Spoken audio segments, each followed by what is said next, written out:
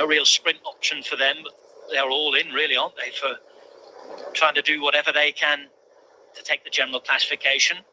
Nico Denz, if he's still in here, might have a go at the end. What result he can pull off. He's their fastest finisher, but Bob Youngall's riding his first race with the team, as well as the fixtures, the likes of Benedetti and Kemner. Anton Palzer also there to support as we come to 10 kilometres now to the finish of today's stage. And it's this main road that's up and down now. It dips down a little, rises up again from here before we drop down to Altair. Not easy at all. When you get up to the top of this drag here, if you swing left, you get a very good descent into Calpe. But just to check on you're still sane enough. Mark Coyle's just messaged me and said the Orthodox Church Rob refers to does exist. It's in the dip on the right hand side of the road between Calpe and Altair, and it's a thing of beauty. Oh, thank you very much for getting in touch. Thought I was dreaming, but I was pretty sure that the building we saw wasn't it, despite the beautiful blue domes on the top. Yeah, the oldest in Spain. Yeah, coming from Altair, I didn't really like this main road. It's kind of up and down, can be a little bit busy, but I've come from the other direction, from Guinea side of things, and it was really a good race, a good Euskaltel on the attack. Sorry, Brian, but Euskaltel on the attack on the uphill, and Jumbo Visma just going to chase this down, or at least try. Oh, try and fail for now. They might need several riders to do that, and of course working together is probably the best option. Yeah, I was surprised at that. I was surprised that he continued with that. He looked round and he was in kind of two minds. Do I go or don't I? Always in these situations, you stick together and you keep on riding a tempo, because these riders will attack. And, we're expected to get these attacks. I was expecting maybe a Lewis Lane Sanchez to do this, but it's hard to go on the attack, and it's even harder to stay out there. So Jumbo Visma deciding that initially no, stick together, keep it together, because that rider has to ride pretty much on his own at pretty much threshold, almost in the reds for the last 8.7. Not many riders can do that, keep a gap in a fast-moving peloton behind. Well, this is quite the effort. You could just see that elastic completely snap away. Decent gap, but there's a long way to the finish, over 8 kilometres to ride.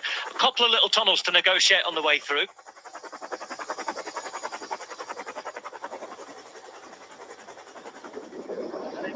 Euskaltel, who are yet to get their first victory this season. You have a local Valencian rider in here in Joan Bol.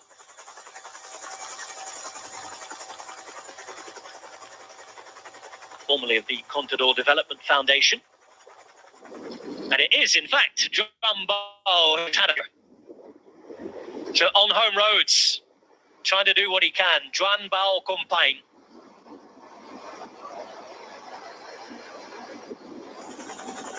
Well, not a team known for their sprinters, not a team with any big sprinter for this particular race. Why not have a go? Euskaltel Euskadi, the team from the Basque Country, with their rider from the Valencian community, 26-year-old Joan Bol, giving it a go. And you never know, this is the sort of day where this type of attack has more of a chance, because you don't have a peloton full of big-name sprinters, full sprint chains to bring everything back at the same time. You've got that bit more hesitation here, and not every sprinter in the race has made it into the front group either. You have to take your opportunity, don't you? And the other rider in the original breakaway, that was brought back. And now, the motivation is there to have a go. Unfortunately for them, they do have a very strong Jumbo Visma team, and they'll just let them hang out there. They're not going to rush and bring them back. Okay, we're inside the last 7 kilometres. They won't rush. They'll just ride as a team, ride them back and try and stop anybody else. It would have been a little bit different if there was 2 or 3 riders, but one rider is always going to find it difficult. He's been out there now for quite a few minutes. But the thing is, Rob, once we get in the next few kilometres, actually the run in towards Altair is downhill. It's quite quick as well. There she is. Hello, here it is. Iglesia Arcángel San Miguel. There you go. St. Michael the Archangel, the first Orthodox church in Spain. Just by the road there.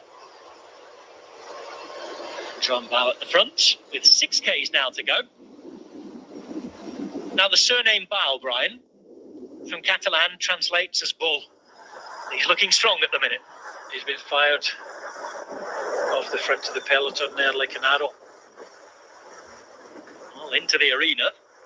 And he's going strongly, but they've got him in their sights here. And with 6Ks to go, you have to say surely it's still advantage peloton, isn't it? Like when a rider attacks like this in his own, it's... You get the gap, but it's holding that gap is so difficult. You have to keep that as close to 50 kilometres an hour as much as possible. And, they're swapping turns at the front. So they're getting a rest, you're not. And that makes it, really, really difficult. So, big watch to stay out there in the front. There's not that many people that hold off a peloton, not in this day and age in cycling.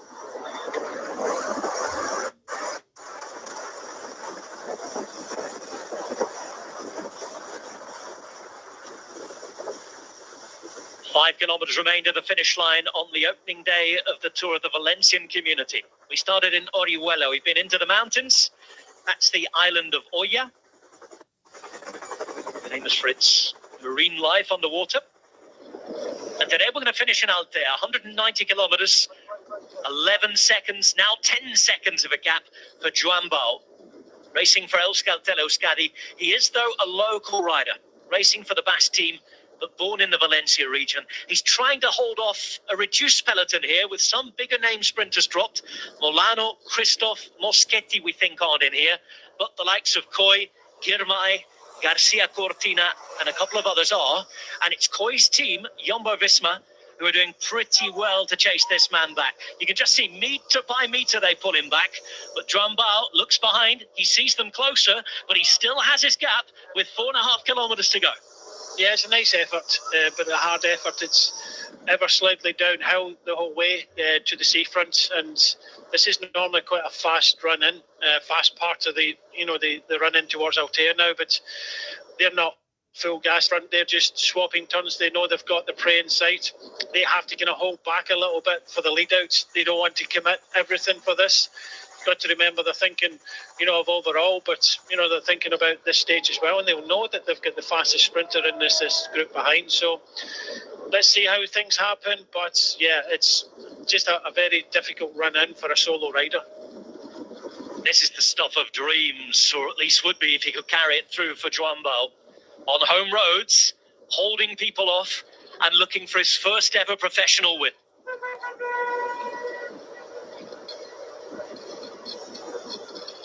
Entering into the outskirts of Altea. You see the big hills from which they've dropped down just behind. The open roads, they're going to turn into twists and turns in a moment. And it's just over 3 kilometres now for Joan Bao to the line.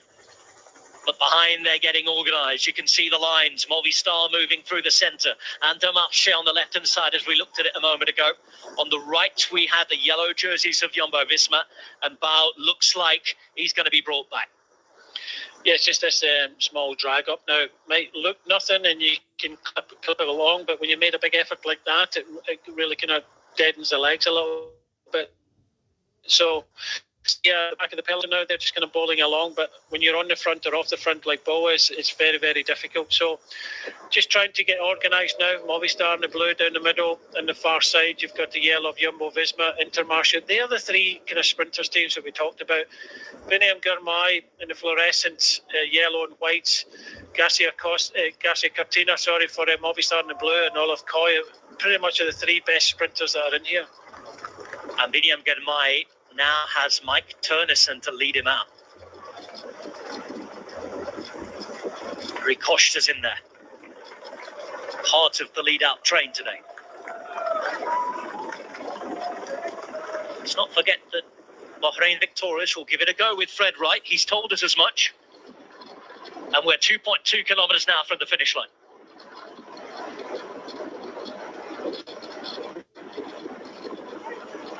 Astana are going to come to the front and give it a go.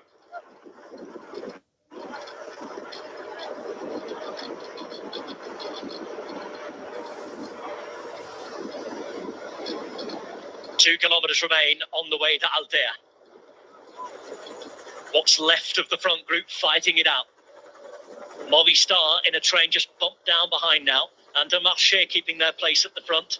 Bahrain gaining a place. And Jumbo-Visma, well, they haven't moved. 1.5 kilometers to go now. Still most of this downhill. It's Rui Costa who comes to the front in the yellow, blue and white of his new team, Marché. Costa, the former world champion, already a winner last week in Mallorca on day one with his brand new outfit. Hoping to try and put Binyam Girmay into the right position today. Jumbo-Visma now coming into the final kilometre, trying to make sure that Olaf Koy is in the right position. Movistar needed to get up and move up. Yeah, been pushed back a little bit. Movistar had numbers, but they never kept that place at the front, so they've been pushed out of it. So it's Jumbo-Visma in the yellow and the kind of fluorescent yellow and white. You've got Intermarché. It seem to be the two teams bossing it for the moment. Movistar coming up a little bit, but he's only got one rider in front of him, was Garcia Costa. Had several riders there that are trying to frantically reform now as well inside the start of the finale here. Rui Costa peeling off. You can see that Binyam Girmay chooses to follow different wheels. Puts himself behind now. Ivan Garcia Cortina. Looks as though the way they're riding were well inside the final kilometre here. You can see on the right hand side Garcia Cortina is about to be led out. Girmay waits and follows. Koy is up there as well. Different teams running out of riders. And you can see Fred Wrightley being brought up on the left hand side as we look at it after 4 3/4 hours of racing almost. An opportunity for a win from a reduced bunch sprint on the opening stage in Valencia. Girmay waits and follows. Right, he's going to be read out now by Mohoric, who's there. And here we go with Movistar and Garcia Cortina. He's trying to do it on the uphill sprint to the line as he can. But look at Girmay, he's in the front. Girmay's flying away. Girmay's going all the way. And nobody with Binyam Girmay, who takes his first victory of the 2023 season. It's 4 up now for Intermarché, and they are the team of the moment. I told you so. Binyam Girmay was on another planet there. It's one of these sprints, Rob, when you look at it and just your mouth drops and head and shoulders above everybody else there. He was so strong in that sprint, and he did a lot of it on his own. We'll see the replay, but everybody looked as if they were toiling. And maybe Olaf Koy used a bit of energy just to hang in there over those second category climbs, and that kind of stung his legs a little bit, but that was mightily impressive. We said that, he's got a strong team round about him, but he had to do a little bit of that on his own. He sees Tosh van der Sond at the front there, but Olaf Koy is behind. Turnison is there, but Girmay is just, he's kind of blocked in at the moment. He's just waiting. It opens up on the inside, luckily for him. Fred Wright goes, but on the barrier sides, when he just opens up, he just... Look at him, man! Everybody in the sprint. Down the middle, you can see Garcia Costa, Olaf Koy, but that was such a strong sprint there. And by this stage, it's still 150 metres to go, slightly uphill as well. So he did go from distance. He didn't need anybody else in front of him. Look! As you say, Rob. 300 and a bit metres to go when Binyam Girmay launched that sprint. There was a lot of hesitation amongst several teams, almost as if there weren't big enough teams to set that up for a proper sprint, Brian. There's a lot of hesitation. But when that gap opened, he did not hesitate. He flew to the front, and as you said, nobody